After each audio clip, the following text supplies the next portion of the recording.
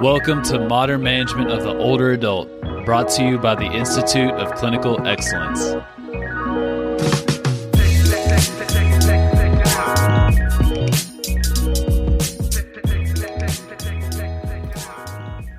All right. Welcome to the PT on Ice Daily Show. My name is Dr. Jeff Musgrave, Doctor of Physical Therapy, currently serving in the Institute of Clinical Excellence in the Older Adult Division. It is Thursday, so it is Leadership Thursday. Super excited to be bringing to you a message that I think a lot of people are going to relate to. Pain now or pain later. So when thinking about this topic, it really came very organically out of a class that I was coaching. So I get to coach people 55 and up. We're all about pushing high intensity. We celebrate sweating, we celebrate heavy weights, and really pushing things in a business called Stronger Life. But we were finishing up class. It was a really tough workout. And I was talking to our members and I said, you know, the reality is, team, you can have a little bit of pain, a little bit at a time, or you can have some uncontrolled pain later in life, maybe years from now, maybe decades from now. But that pain, you're unlikely to get to choose. And we all know this. If you're listening to this podcast, you know that we're all about being fitness forward. We're all about choosing that little incremental, consistent pain to avoid greater pain later, right? Whether we're talking about building reserve for not even just older adults, but all people, right? The stronger we are, the fitter we are, the less likely we're going to have those uncontrollable pains through health complications, whether we're thinking about heart attacks, type 2 diabetes, and amputation, strokes.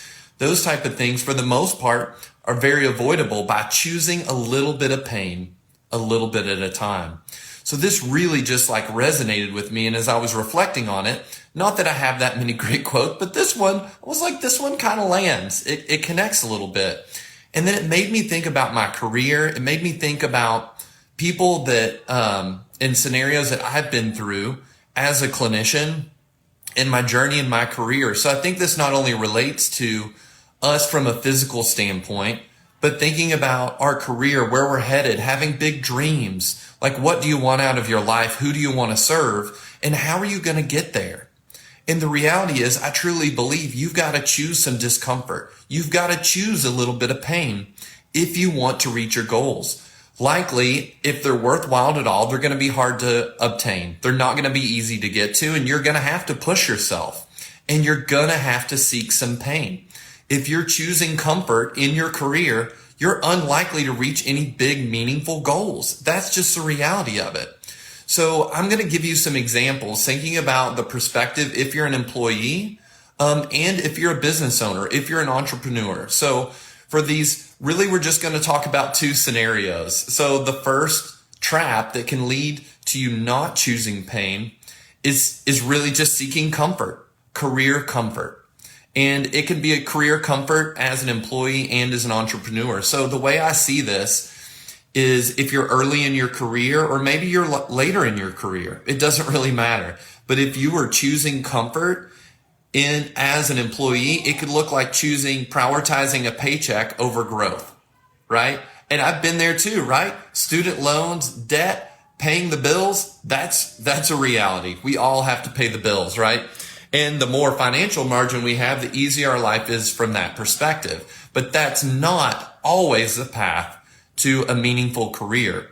Those two things can coincide. You can make great money and you can be serving your life's passion, the mission, the thing that you are here as a clinician to do. You can get both. But oftentimes, there are so many more opportunities to choose a paycheck and comfort over growth, over meaningful growth. Some signs, because I've worked at these places before, I've been there, team. Some signs that you are in the wrong place and you're choosing career comfort over growth, or that small incremental pain, is you're working with a bunch of burned out clinicians. They've been there for a long time. Their interventions are ancient, right? They're not up on the research. They're the ones doing shake and bake with heat and E-stim. They're using the ultrasound machine, whether it's plugged in or not, right? We know it's going to work. Not to say we won't do that to meet a patient's expectations. If they believe that's what they need, we'll do that, and then we'll get after it later, right? Another sign you're in a place of just comfort, seeking a paycheck, is all of your clinicians, or maybe you, have gotten into the habit of using handouts. There's like, here's my older adult knee program. Here's my shoulder program. Here's my hip program. Team, we know if it works for everyone, it works for nobody, right? Care's got to be individualized. We've got to meet people where they are, do an individualized assessment, and then we can dive in and really bring them the goods. But there's a good chance if you're in a work environment where everyone's super burned out, they're there for the paycheck, it's probably a pretty good one. And the expectations are probably pretty low. No one cares what the quality of care is. All they typically care about is billing units. If billing units is more important than quality, if you're not getting your sword sharpened by the people you're working around, you may be choosing career comfort over growth. I think another area where people can fall into a trap, there are lots of different companies that are going to offer mentorship. This happened to me. I was switching settings early in my career. I was promised mentorship. What I got? Super full schedule, no help, no supervision. I wasn't even treating during the time my mentor was supposed to be there. No conversations about mentorship happened until I told them I was ready to leave and put in my 30-day notice after I'd been there for 5 months. No mentoring, didn't execute on the schedule they said they would give me to slowly on-ramp and sharpen my skills. So look around. If your mentor is not available, if your mentor is not someone you want to emulate, that's at the cutting edge, that's constantly growing, that hasn't reached the peak of their career. If you peaked and stopped, you're done. You're learning or you're growing. So that's another trap that I typically see. So if that is you and that is what your situation is like, you need to run. If you're interested in growth, you're interested in being the best, you can't hang around in a work environment for very long with people that are burned out, that aren't trying, that are doing the minimum, that are there for the paycheck. It will crush you eventually. You can swim upstream for a while, but you need people to go with you. And if you're in that scenario and you can't change your scenario right now, stay connected with us. Okay, listen to the podcast, go to good Con Ed courses, and we can help you get through that period. But long term, if you want solid growth, you've got to find a solid mentor. You need to be surrounded by like-minded clinicians that are going to push you. You want people that are going to point out the things that you're doing poorly. You need a mentor that's going to say, you know what? I think you can do better.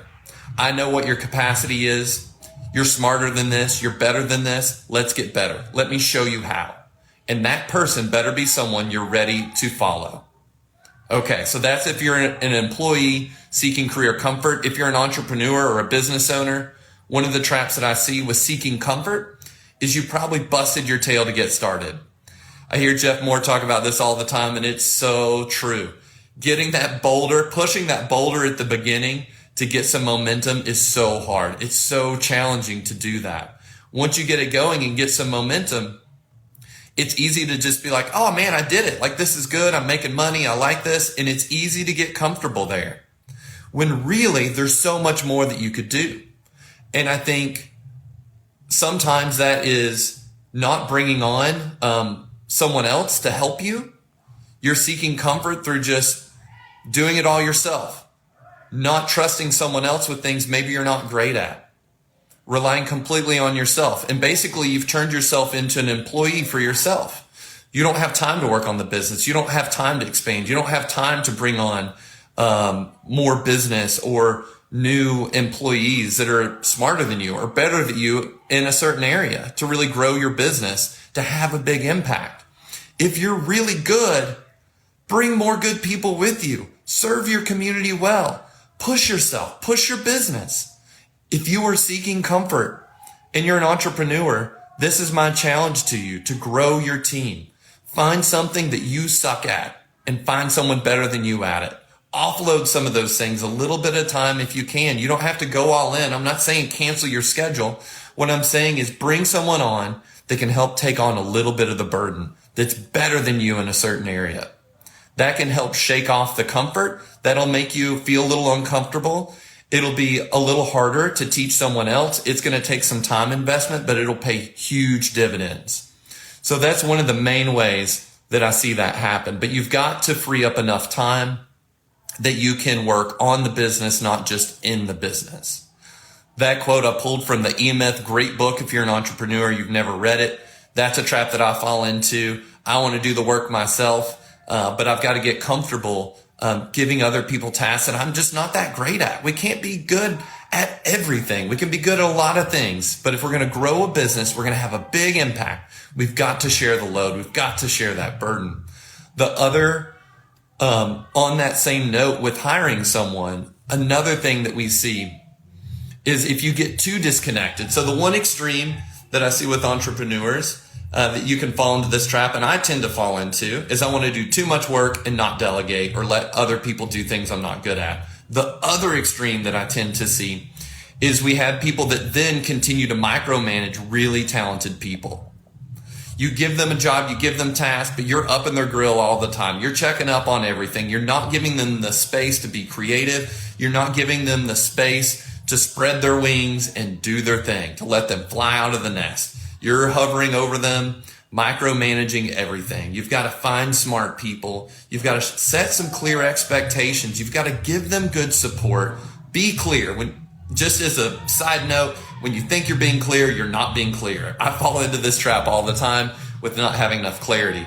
But the biggest key, once you get someone talented on board, is get out of the way. There's a reason you hired them. Give them the space to do their thing. Okay, so that's part one, career comfort. The second piece, risk little, gain little. If you risk little, you're likely to gain little over time. So if you're interested in growth, being the best in your area, being the go-to in anything, you got to risk a little bit. You've got to throw some money at your skills in an efficient way. You've got to go through the discomfort of getting real feedback. If you're not getting real feedback on your skills, whether you're in the clinical or you're doing some type of mentorship or your continuing education courses, people should tell you when you do something wrong. They should be bold enough to tell you, hey, that's not great. You can do that better.